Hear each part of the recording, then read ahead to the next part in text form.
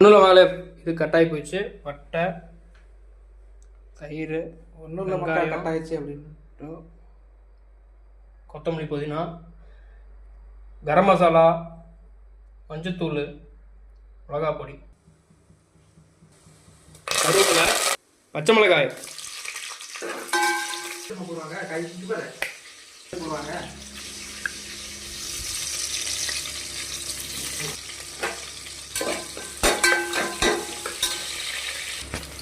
உப்பு, இஞ்சி பூண்டு, உறுதி எப்பயுமே நல்லா அதில் நல்லா கொதிக்கணும். அதிலே போட்டு டப்பு டப்புன்னு போட்டக்கூடாது. இதுக்கான நேரங்கிறது எவ்வளோ நேரம் எடுத்துக்கலாம்? ஒரு 5 நிமிஷம். அதாவது பொன்னிரும் தான் தேவைன்னு கரெக்டாக. உப்பு காசு நம்ம டேஸ்ட்டு பார்க்குறோம். இப்போ பார்த்துட்டு கொஞ்சம் தண்ணி ஊற்றுவோம். தண்ணி ஊற்றிட்டு கொஞ்சம் ஆயில் கொஞ்சம் டேஸ்ட் பண்ணுறப்ப கொஞ்சம் கம்மியாக இருந்துச்சுன்னா போதுக்கலாம். இல்லை கரெக்டாக விட்டுறலாம். இப்போ நம்ம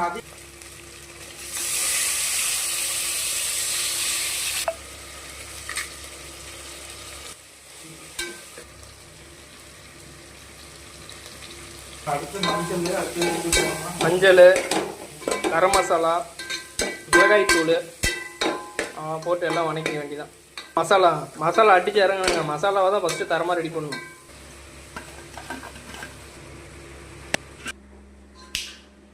என்னப்பா எதோ உள்ளே விழுந்துருச்சா? எதோ எட்டி பார்த்துட்டு இருக்கீங்க? ஓ, சமைக்கிறீங்களா? எல்லாம் போட்டு எல்லாம் கிளறிட்டு வேண்டியதான். தயிர் நல்லா போட்டு அந்த தயிர் பிரிஞ்ச அளவுக்கு கலக்க வேண்டியதுதான். ஜம்முன்னு இருக்கும். கலக்கிட்டு பாருங்கள், மசாலா அடிப்படியாக ரெடி பண்ணணும். மசாலா தான் முக்கியம். 1.5 டம்ளர் அரிசி, ஒரு 6 டம்ளர், அதுக்கு மேலே எவ்வளோ தேவையோ அது ஊற்றிக்கலாம். நான் ஒரு 6.5 டம்ளர் மாற்றி சொல்லிட்டேங்க. டோட்டலாக அவுட் ஆயிடுச்சு.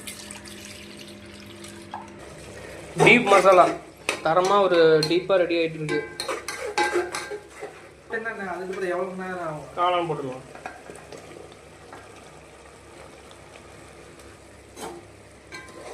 லைட்டாக கிண்டிட்டு இருக்கலாம்.